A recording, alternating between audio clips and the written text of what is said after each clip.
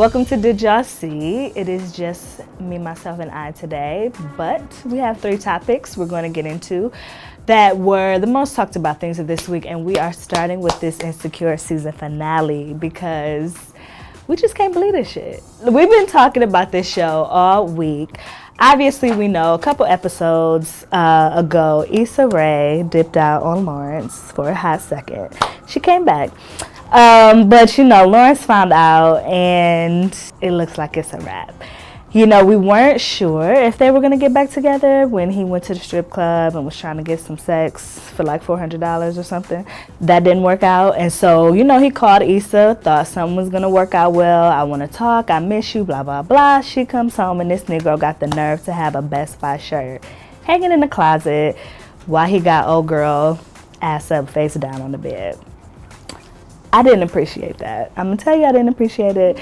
I know I'm a hypocrite because Issa cheated. And technically, I guess Lawrence didn't cheat. But this Tasha from the bank teller situation, I'm not feeling it. I don't like it. I don't feel like they can get back together now. And I definitely do not like him trying to act like Issa didn't hold him down, leaving that Best Buy shirt there. Like, yes, she was wrong. However, that man was doing nothing. A week ago, he couldn't even wipe his ass or shave his beard. And now all of a sudden he got hoes. I don't like it. So my thought is she should be done with him because he was ignorant. And if you're going to cheat, don't be trying to be shady and extra hurtful. Issa just got caught up. I feel like she wasn't trying to cheat for real. She just kind of got caught up. Lawrence was like, fuck it. I'm out here. I'm trying to be the man because everybody else thinks I'm soft because I am soft. And it's doing the most. And so I feel like once you kind of go to a certain level of disrespect, you can't come back. And they probably can't come back. But what we talked about on the side, Victoria wrote a story about the idea of building with the man, which is basically what Issa did. They've been together, 6 years, 4 years or something like that. She stuck it out. I mean, yes, she messed up because, issues and he wasn't wiping his ass. But at the same time, she stuck it out. She waited it out. And then he gets on. He's feeling himself. And then because she cheated, he goes and leaves and whatever. Like, he can't forgive her when really both of them were wrong. So what do you think about this whole idea of building with the man and then you kind of get him to a place and then he's gone even though you fucked up too? Or did Issa get what she deserves? Let us know in the comment section. Second story, this tiny T.I. Floyd Mayweather situation. We thought that this was over, what was it, last year or 2 years ago when T.I. rolled up on Floyd Mayweather like he was gonna give him the business because Tiny was out there having a bite to eat or something more, we don't know. Whatever that was about. But Floyd said he wasn't sleeping with her, Tiny wasn't sleeping with him. It just seemed like a case of egos getting out of control. Then you fast forward to this Halloween. Tiny is seen taking a picture with Floyd Mayweather and Mariah Carey and other guests at her Halloween party. People were asking, was it disrespectful just to be in a picture with this man who her husband had beef with? And Tiny's like, that's not what it is. This has nothing to do with, my marriage, blah, blah, blah. I'm not stepping out. Now, a month later, video comes out of these two dancing together. And so now here we are again with this whole conversation about inappropriate behavior. Is she disrespecting T.I. for being out here dancing with Floyd and this, that, and the third? Now, Veronica wrote a piece about this, saying she's not mad at Tiny. And I don't think you should be. I mean, I think Tiny is smart enough to know every time you go out, there's cameras somewhere, people are watching you. If she was creeping with Floyd Mayweather, I don't think she would be stupid enough to be bouncing up on him at a Halloween party with a man as volatile as T.I. in her home. So I don't think we have to worry about that. And let alone, Tiny has held down T.I. since the man put out I'm Serious, which was before Urban Legend, which was way, way, way back before you even knew who a T.I. was. So, Tiny's loyalty just cannot be questioned. If you want to talk about a ride or die, that is Tiny all day. Let alone, they just had a baby. I don't think we need to jump to all these conclusions. First of all, we don't really need to be in other people's business anyway, as a married couple. But, jump into all these conclusions, and people always want to come, for the women and what they're doing and blah, blah, blah. T.I., I think we can all assume is probably not a saint.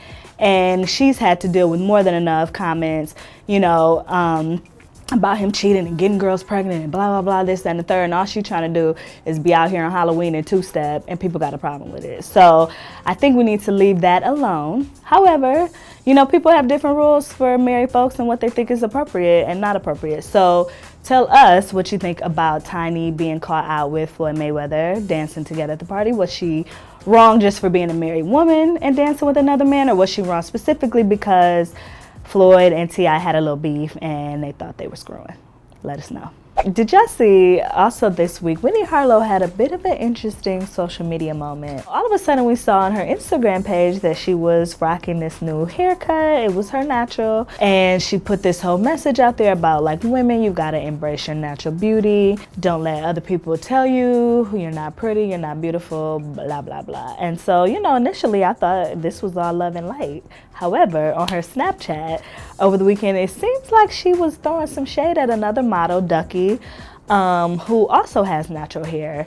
And she was doing a Snapchat and her sister was there, and her sister was trying to say Winnie's hair looked like curly fries or like something weird or whatever, cracking jokes. But then she put up a picture of the model Ducky with her natural hair kind of blown into a ponytail, and said something about like cauliflower ass head or some like random ass crack. And you know, naturals were not having that. And then it was also like, what is your purpose? It's not cool to shade anybody else, first of all, who's not in here having some kind of banter with you regardless. Second, you don't get to pop up here with your little natural curl and your 3C curls and then try to shade somebody else with 4C, you know, and all that type of, we know how those games go and they don't get played well. So I think that, you know, Winnie tried to come back and say, oh no, you know, this is how me and my family crack, and I know what it's like to be discriminated against. I wouldn't, you know, do something like that. But the apology and the behavior just didn't quite add up. And then Ducky clapped back and was like, what you won't do is come for me and my natural ponytail. She basically, you know, ran down the instances she's had with her hair and stuff she's had to deal with, and then promptly told Winnie that she played herself with her cute little remark. And that's pretty much what happened, because people are not really feeling Winnie so much right at the moment, or her little new cut, you know, just because of the shade she threw at somebody else. So what do you think about what she did? Do you think it was malicious? Do you think she was really directing something at her sister and things just kind of got misconstrued? Let us know. So for this week's We See You, I can't even do it, so I won't be doing the sound. I want to shout out the Victoria's Secret models. Did you all see the show last night? When I tell you, I don't even pay attention to this show, but I started looking, you know, so I could write a post about the models, and it was really amazing to see how many black women of color, you know, black women, women of color, period. There are a lot of Asian women, Indian women, Latina women, African American women who were in the show, and it was just pretty awesome. You know, on top of that, Victoria's Secret said that this year they weren't making the models wear weaves and extensions. They were going to work with some of the women's natural curl, thanks to Maria Borges, who last year decided to rock her shortcut. So this year you saw her with her natural fro. You saw Harriet Paul, who also rocked her short cropped fro. And then I really just had a girl crush moment with Joan Smalls. I feel like I've been sleeping on her for like 30 years that she's been out here, but her body was everything, and she worked that runway like I run this.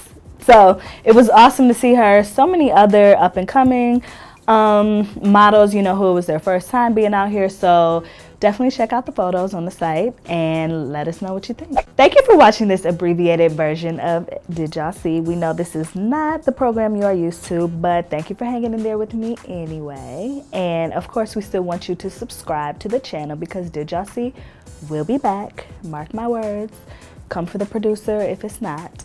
But stick with us. Hang out with us every week. Watch our other videos. Subscribe. Go to MadameNoire.com. Thank you. Love you. Bye.